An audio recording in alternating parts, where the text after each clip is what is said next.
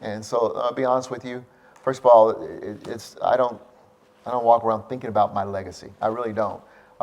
Time will determine what my legacy is. Um, and I think that the future will smile kindly on this administration and work that we've done. And I think when you look over the full body of work that we have been able to impact in this city, transportation, parks and recreation, investment in our infrastructure, global acknowledgement and investment, meeting and showing up during recession, pandemic, epidemic, recession. History will say that was my hope that history will smile kindly on this administration of very innovative and smart people who sat in the room and gave their lives, really, to meet the challenge.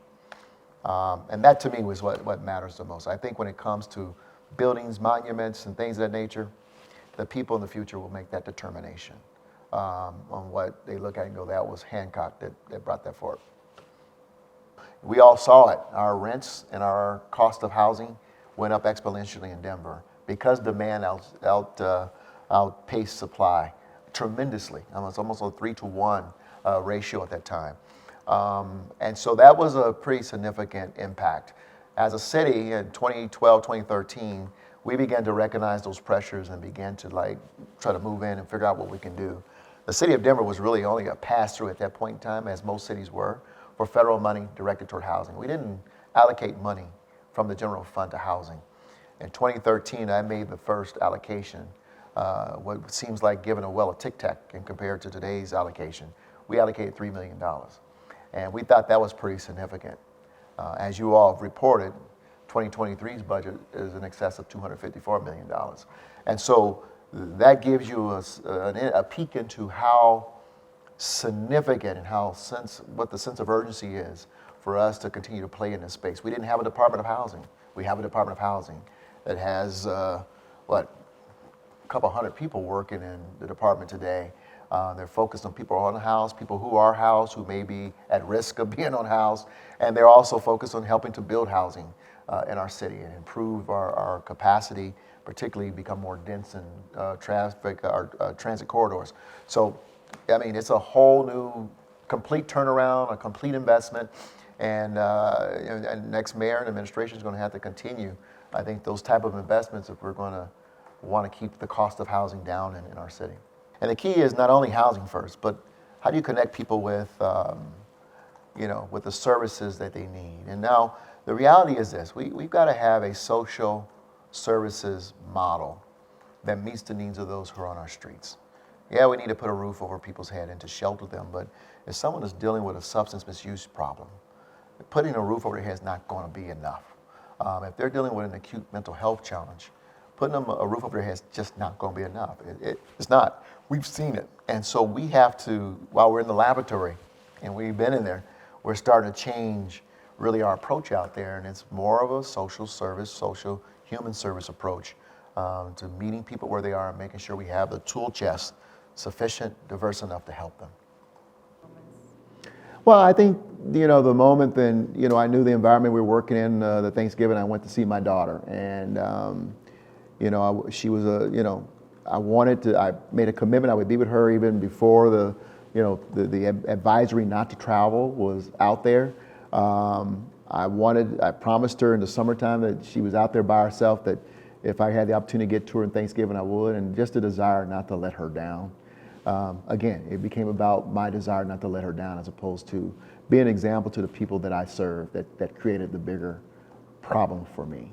And that, that's a moment that, quite frankly, of everything, any misstep that I've had is the one I regret the most because, the people depended and wanted leadership during these very dark, difficult moments where they couldn't make heads or tail or anything. Everybody was sacrificing, right? And I put my own desires ahead of that very important value and messaging and try to go see my daughter. And I regret that one. And that was probably, like I said, the biggest lesson for me. Interestingly enough, I had some very caring people in this office and you probably shouldn't do that. You shouldn't do this. And I ignored that. And that was also another lesson. So now I slow down a little bit. There's a lot of lessons to be learned, right? And I think with the people of Denver demonstrate is that, we recognize people make mistakes. How did he respond? And two, do we learn to forgive people? And I think that's one of the environments that unfortunately we're finding more and more often, is that people tend to not forget because social media doesn't let you. But the people of Denver have risen above that, and they have not only forgiven, but they say, keep serving. You walk in this office, you are the chief executive officer of a $3 billion operation, 12,000 city employees, paramilitary forces, police, sheriffs, fire, county courts. So you think about the role that you play in terms of effectuating the future of this city.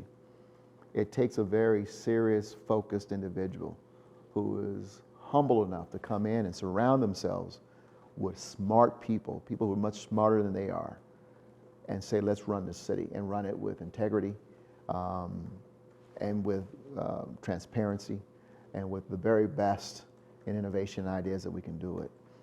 And there's 735,000 people, to your point, who depend on you to make good decisions for this city.